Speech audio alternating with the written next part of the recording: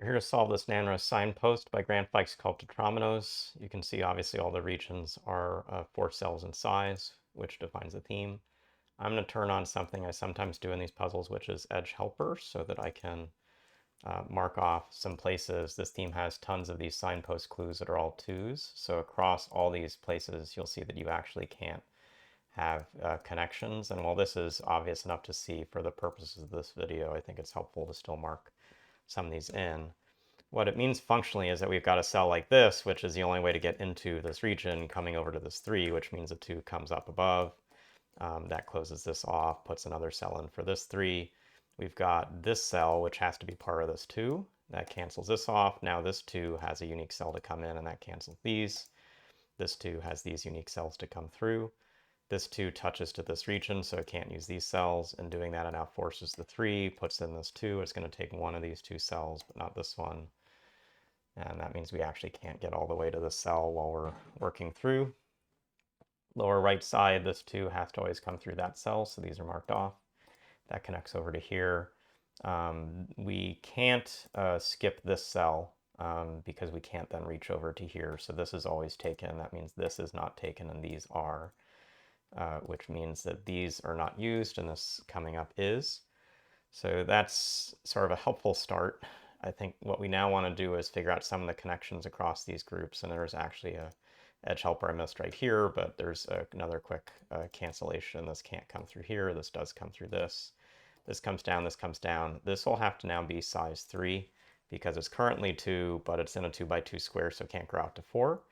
And in doing that, it does not want to directly interact with a cell like this, which would mark 2 off of this 3. So it actually is forced to come up, but in doing that, forces this 3 around here. So for connectivity, we still have a fair bit of flexibility. Notice that in this group that's currently touching a 2, this could grow to be 3 or 4, but it's never going to grow to be just this 3. So this cell is always used, and we don't know about this one. Coming back to the left, this 3 and this 3 have to connect.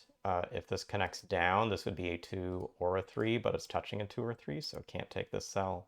That means this 2 here has to connect through here, and that finishes out this 3. This comes across. This 3 is touching to a 2. If it took this cell, it would now grow out to be a 3. So this is how that looks. This is now a situation where this could be a 1, it could be a 2, it could be a 4.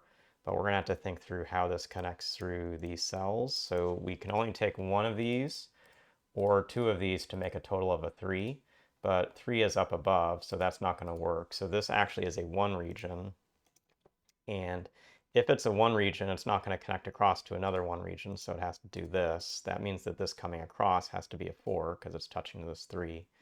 We still have a 1 region, which is how we're going to have to bridge up to the top of the grid. So the 1 is going to be here, here. The 1's going to be one of these cells.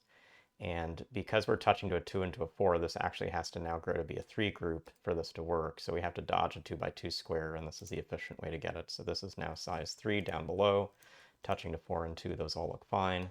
This is the 1. This has to connect through the cell to make this whole thing work, but that actually cancels this by 2 by 2, puts this in. If this is 1 and 2, this now has to be at least size 3, could be size 4. Notice that if it's a size 3 and use this as a cell, so if either of these are marked off, it'd be a 3 touching a 3. So these are always shaded, similar logic to what we did up here. We don't know if it's a 4 or 3 yet, but we can mark this in.